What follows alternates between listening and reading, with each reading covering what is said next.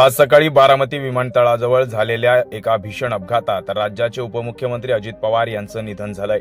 जिल्हा परिषद आणि पंचायत समिती निवडणुकांच्या प्रचारासाठी अजित पवार यांची आज बारामती येथे सभा होणार होती। त्या सभांसाठी आज सकाळी अजित पवार हे मुंबईहून विमानाने बारामती येथे येत होते। हे विमान बारामती विमानतळावर उतरत असताना अपघात होऊन जवळच्या शेतात कोसळलं। या अपघातात अजित पवार यांच्यासह 6 जणांचा मृत्यू झाला असल्याची प्राथमिक माहिती मिळाली आहे। डीजीसीएने या अपघातात 6 जणांचा मृत्यू झाल्याच्या वृत्ताला दुजोरा दिलाय। दरम्यान नुकताच झालेल्या महापालिकांच्या निवडणुकांमध्ये पुणे आणि पिंपरी चिंचवडमध्ये अजित पवार यांच्या पक्षाची कामगिरी निराशाजनक झाली होती। त्यामुळे जिल्हा परिषद निवडणुकीत पक्षाची कामगिरी चांगली व्हावी यासाठी अजित पवार यांनी जोर लावला होता।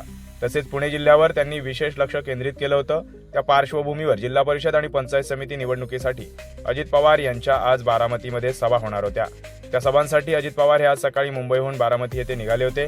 दरम्यान त्यांचं विमान बारामती विमानतळावर उतरत असताना विमानाला अपघात होऊन ते जवळच्या शेतात कोसळलं। या भीषण अपघातात उपमुख्यमंत्री अजित पवार यांच्यासह 6 जणांचा मृत्यू झालाय।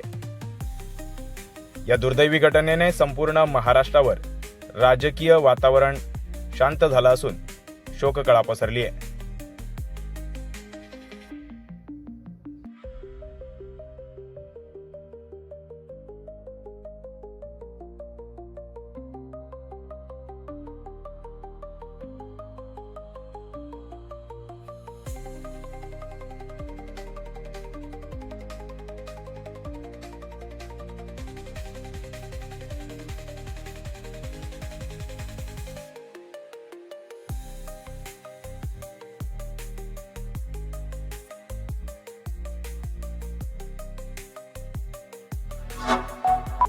Like, comment, share and subscribe.